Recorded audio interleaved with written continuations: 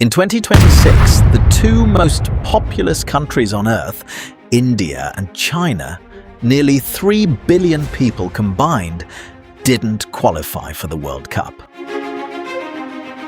A Caribbean island of just 156,000 people did. This is the story of how the smallest nations on the planet made it to the biggest stage in sport. Meet Curaçao, a Caribbean island of roughly 156,000 people, located just off the coast of Venezuela.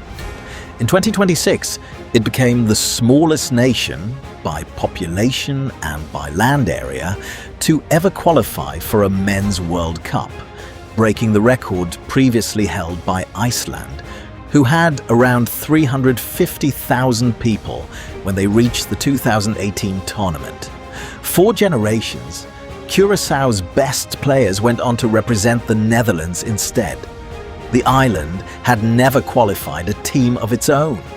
That changed after a nervy, scoreless draw away in Jamaica last November, a moment that brought grown men to tears. It was, for many, the greatest sporting moment their small nation had ever witnessed. Curaçao's rise leaned heavily on dual national players. Almost the entire squad was born in the Netherlands.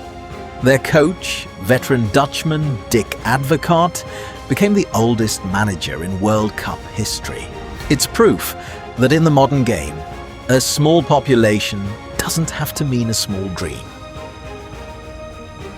Off the coast of West Africa lies Cape Verde, 10 volcanic islands, home to just over 500,000 people. In October 2025, they qualified for their first ever World Cup after a commanding win over Eswatini.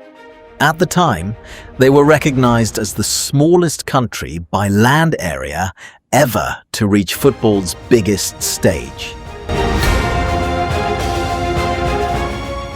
Nobody expected what came next.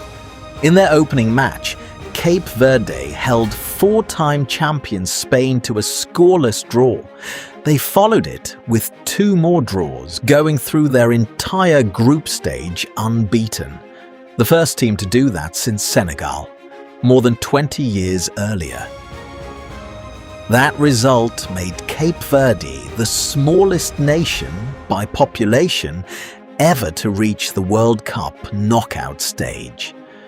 It was the first time a World Cup newcomer had advanced this far since Slovakia, back in 2010. On the eve of their historic match, their captain spoke about how anyone is allowed to dream and how nothing is truly impossible. Cape Verde didn't just qualify for a tournament, they proved that belief, more than population, is what carries a nation onto the world stage. 2026 is the first World Cup to feature 48 teams instead of 32, the biggest expansion in the tournament's history. FIFA pitched it as a way to make the sport truly global, giving more of its member nations a realistic path to qualification. The new spots didn't land evenly. Africa's allocation doubled from 5 nations to 10, Asia grew from 6 to 9,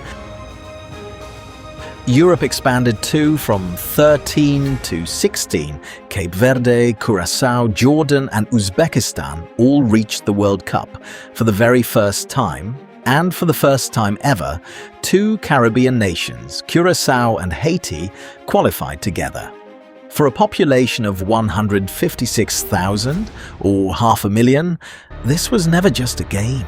It was proof that on the world's biggest stage, size was never really the point. Heart was. And in 2026, the whole world got to watch that heart on full display. If this story moved you, you'll want to hear the anthem we made for this exact moment. One world, one game, linked right here. Subscribe for more stories from the tournament that brought the whole planet together.